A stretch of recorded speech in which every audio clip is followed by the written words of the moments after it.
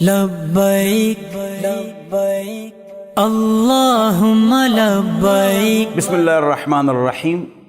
ہمارے پیارے علماء کرام حضرات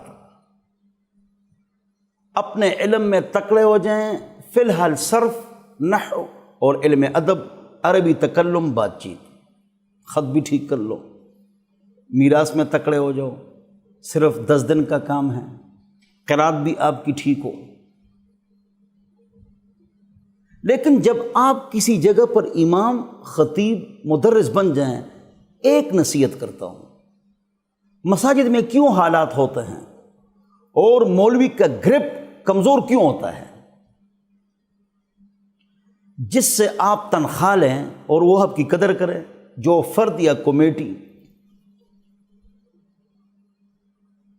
تو اللہ کے بندو، چھوٹا سا کاروبار، 4 قسم کے مہنگے عطر خریدو، خس، عود اور گلاب، شمامہ، عنبر، آدھا تولہ یہ بیچو، آپ مہینے میں 40-50 ہزار روپے کمائیں گے، تو کسی کی جیب پر نظر رکھنے کی ضرورت کیا ہے؟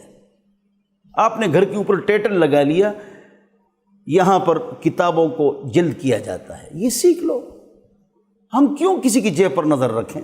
700 سال علماء کرام نے اپنی محنت کر کے، کما کے دین کی خدمت کی ہے۔ قدوری ہانڈیاں بنانے والا، حلوائی حلوہ بنانے والا، بزاز کپڑے کا کاروبار کرنے والا، امام ابو حنیفہ ریشم کا کاروبار کرنے والا۔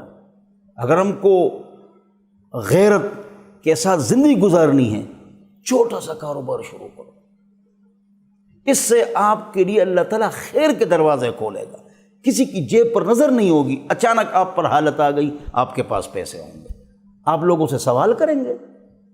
زمانہ جدید ہے، میڈیا کا دور ہے، کسی کے سامنے ہاتھ نہ پھیلاؤ۔ اللہ آپ کے علم میں، عمل میں، تقوی میں خوب برکتیں عطا فرمائے گا۔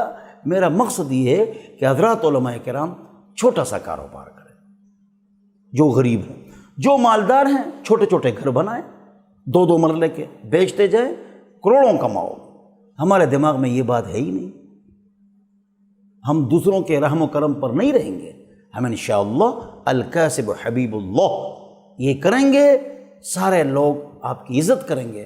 آپ یہ نیت کریں، ہم لوگوں کو کھلائیں گے، ان کو سمجھائیں گے، ان کو خیر دیں گے، ان کو